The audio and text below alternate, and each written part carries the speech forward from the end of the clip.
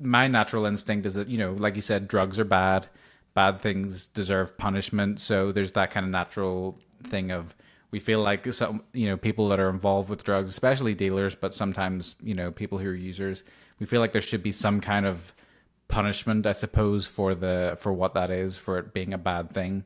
Did you ever have like a conflict with your faith in terms of trying to understand, I know this is wrong, but how do we deal with it correctly? How did that all Yeah. work in your mind? Yeah. So I kind of, before I started kind of really reckoning with that, I was still on this learning journey about drug markets and all of that. So I could make a shift more easily to kind of rethink how we approach consumers, because I thought this is clearly, we have misunderstood the root causes of addiction. So we have thought that increasing pain in a person's life is going to solve their addiction, when their addiction is being driven by pain in their life. So just pragmatically, yes, yes. So pragmatically, it seemed like, oh, this is clear why this hasn't worked, because it's using the the the worst tool we could use to increase trauma in someone's life, particularly when we think about using the criminal justice system, and all of the different kinds of pain that brings into a person's life. But then I started learning about drug markets and the way that when you criminalize a drug, it just goes underground. And so it becomes part of this offering of products from the underground market. And so they're making loads and loads of money off of consumers and then using that money to engage in criminal activity. So the underground drug market is worth about $650 billion every year. So massive amounts of cash to be had only by people who are willing to break the law. And you can get more of that cash the more violent you are, which is what we see playing out in particularly south of the US border, where we have cartels that have incredible amounts of weaponry, influence, are able to pay off all kinds of people in the government and law enforcement and all of that. And to begin to reckon with, that's a choice we've made to empower them to the degree that they have that power, because we've chosen to not allow these drugs to be sold in legal regulated markets. And so we have given them to cartels and gangs and terrorist organizations to sell, to make money off of, and then use that money for all sorts of terrible things in the world. And so that was one piece of that market, understanding, oh, wait a second, criminalizing a drug actually increases crime and violence. And then on the contamination side, realizing what's causing the vast majority of overdoses is not opioids that someone got from their doctor. It is drugs that they bought on the underground market that aren't regulated, and so they're contaminated. Now you've got fentanyl on the underground market. And underground markets are always going to become more and more potent, because if you have to smuggle something, you want the biggest punch in the smallest package, which is why we have fentanyl. It allows for a very tiny package to be highly profitable and to escape detection a lot more easily than something that's less potent, like heroin. And so that was kind of this other piece. So I kind of have been thinking about this consumer piece and shifting away from the criminal justice system for that, but also then this market piece and shifting away from criminalized markets for drugs and back towards legally regulated markets.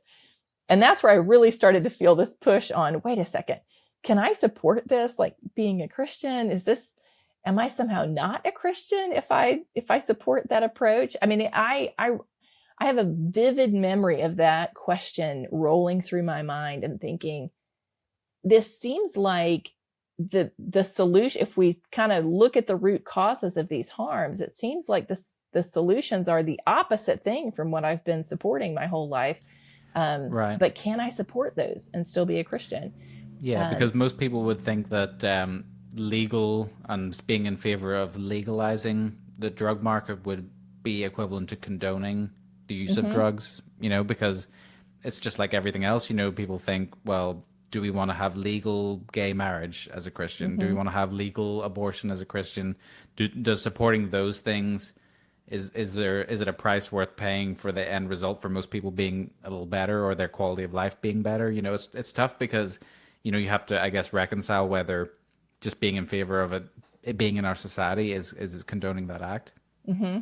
Yeah. So that was a lot of what I wrestled through was, okay, is this similar to that? I had a friend on Facebook who one of her first questions is this similar to abortion though? Like even if you said pragmatically that somehow it reduced harm, like there's a moral weight there that you can't get around, coming from the value system that she and I were coming from.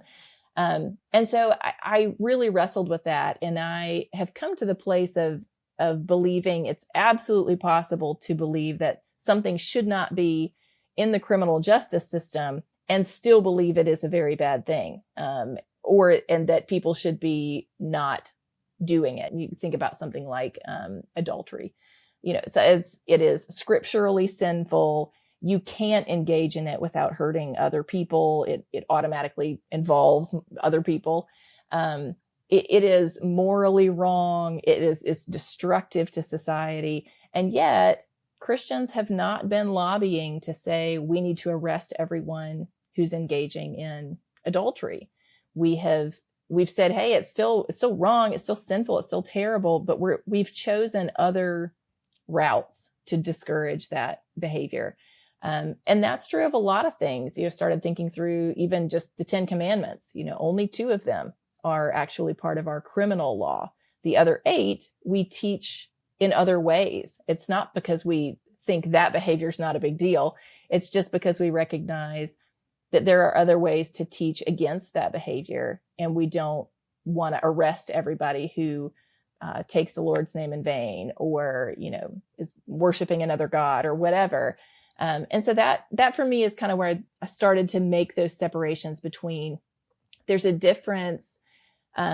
So just the consumption of a drug, most of us do that in some way. Drug use exists on a continuum. So you can have very, very low potency drugs like caffeine, or you can have very high potency drugs like fentanyl.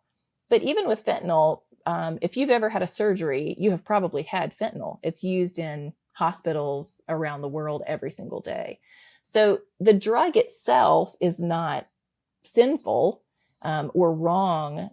And so I think that for me helped me kind of separate that out from something in terms of the value system I'm coming from, like abortion, where the act itself, I would say holds significant moral weight versus ingesting a substance which can have implications in your life in ways that, maybe it's in a way that's destroying your family. That's a big deal. That certainly has some moral implications there. But the act itself is not sinful. Most of us engage in it in some way, medically or otherwise, and even recreationally with alcohol. Most Christians would say that's not sinful, as long as there's not drunkenness, which Scripture does speak against. And so I talk about that in the book, just wrestling through all of those kind of the gray areas, and also the ways that we do all recognize that even behavior we don't want people engaging in is not necessarily best addressed through the criminal justice system.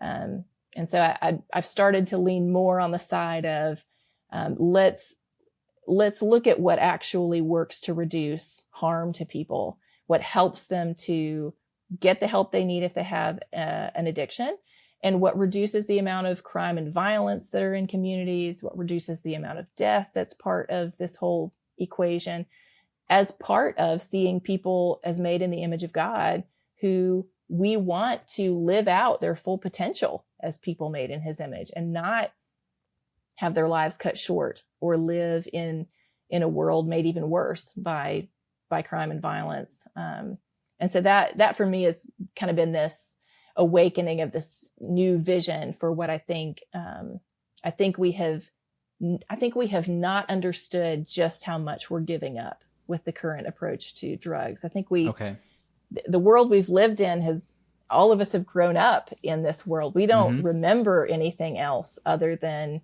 banning drugs and putting people in prison, even though we do want to celebrate people in recovery, but we continue to kind of support that also arresting a lot of people for it.